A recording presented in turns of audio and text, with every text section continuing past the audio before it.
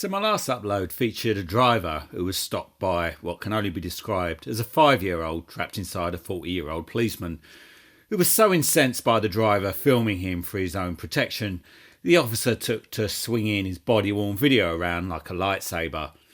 The driver subsequently made a complaint to the IOPC, the mothership of police lying bastards, and they in turn forwarded the complaint to Merseyside Police.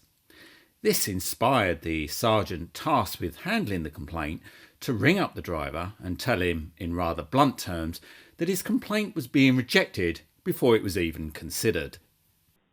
Hello? Hi, is that Mr. Mallon? Yeah, he's speaking, sorry. It's Theo O'Neill ring from Merseyside Police Complaints Department. Yeah, it's just regarding the online complaints form that you submitted to us. Yeah. Yeah, I'm just reviewing it. I've reviewed that, and I've reviewed the footage that you've provided to us as well. Yeah. It appears that we've reviewed it here, and it appears that the officer has just conducted a stop, and they've explained everything to you during the roadside. And from that footage that you've actually provided, it seems that you seem to understand what they'd explained to you at the end of it, and it was to advise you with regards to your speed, and then due to that you'd committed a moving traffic offence, hence why they've done the drugs wipe. I know, I understand, but based on opinion, they said I was speeding, but I know for a fact I was not speeding. Yeah, whether you were speeding or not, they've chosen to offer you some advice, so they've not summoned you or anything. So that's their opinion. I know, but you say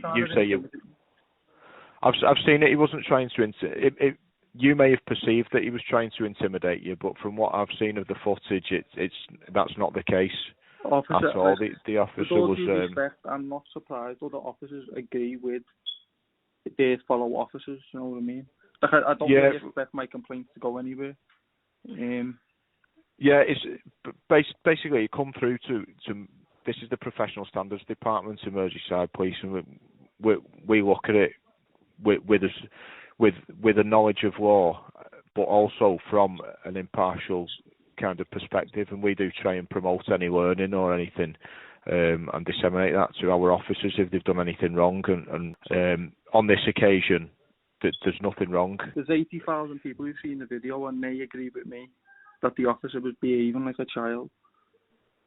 Yeah, are they all trained in the same level as law that I am, though? That's what you have to ask yourself.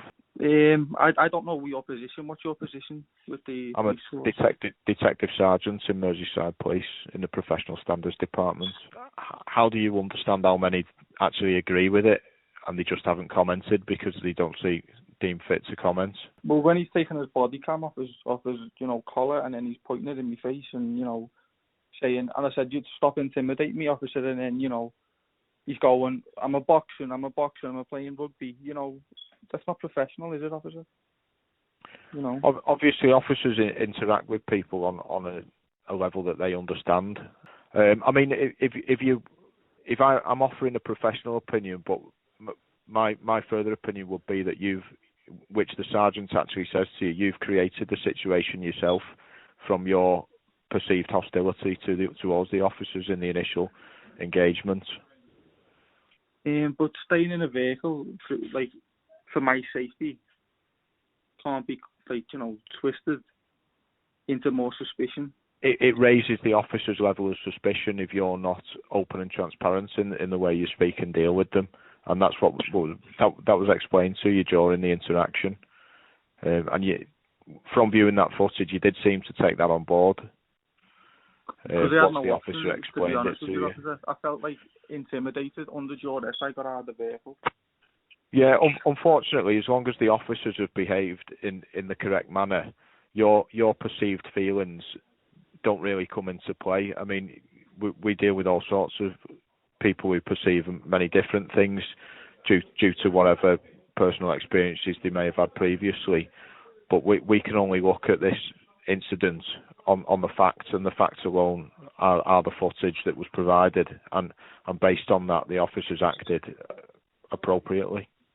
Officer, you're trying to intimidate me. I don't understand why you're being like this. Well, you're doing it to me, so I'm not being funny. I'm playing the mirror game with you.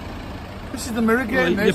Alright, fair enough. And he were ordering me out the vehicle, which by law, there's nothing in law that says I have to get out of the Yeah, vehicle. I've seen that. He didn't order you out the vehicle. He asked you to get out and to assist, and you stated on the video that you were doing it under duress, but you just by stating you were doing it under duress doesn't mean he's ordered you out the vehicle. He's just requested you. Come on, I want you out the car. And There's nothing to worry about, come on. so if it didn't get out, will it be arrested? Would you be arrested? Yeah. Well, you're obstructing me, aren't you? Well, so under duress, I'm getting out. Yeah, he was very careful not to say he was forcing you out the vehicle. He was requesting. He made a number of requests, and then you said you were getting out under duress. I know, but I understand, officer, but, you know, like, I'm not anti-police or nothing, you know, I'm anti-bad police. Like, I don't like when police speak down to me and, you know.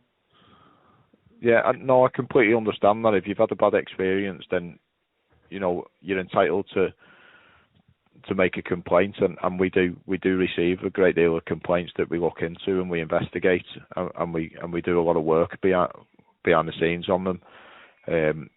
But on this occasion, it's not one of those situations. Fair enough. Anyway, may I take your name for the record, officer? Yeah, it's Stephen O'Neill. I'll forward the complaint to the officer and ask and his supervisor, and just ask them to review it as well. No worries. Thanks a lot anyway, officer. Of course, not being trained to the same high standard in law as Sergeant O'Neill, I'm clearly unable to judge whether or not the officer in the earlier video was acting like a prat. One thing I do know, however, is that all complaints made in writing must be recorded and a copy of the record sheet sent to the complainant to prove that it's been dealt with through official channels. The complaint must then be dealt with via local resolution or local investigation. It cannot be disposed of via an informal phone call unless the complainant agrees to withdraw the complaint. If the police decide that they will not be recording or dealing with a complaint, then they must also inform the complainant in writing. O'Neill, being entirely bent, thinks he can circumvent procedure as a means to get his colleague off the hook, a tactic that is fairly routine among corrupt officers. This is why I make a point of telling people why they should never telephone the police or try to make their complaint in person, because officers who receive such complaints will always attempt to dispose of it informally as a means to prevent their colleagues from having an official complaint lodged against them. This is also another reason not to bother using the IOPC as a means to lodge complaints. As clearly demonstrated by this example, it won't protect you from police underhand disposal tactics either. If you want to make a complaint, then why not use the specially drafted form I've now provided for free on my website. Not only does it give you clear guidance on what information you should contain in your complaint, it contains the direct email addresses of every professional standard department in the country. The bottom of the form tells you precisely what to do if you encounter obstructive officers like O'Neill here, who see themselves as goalkeepers, preventing the public from putting one in the back of the police net.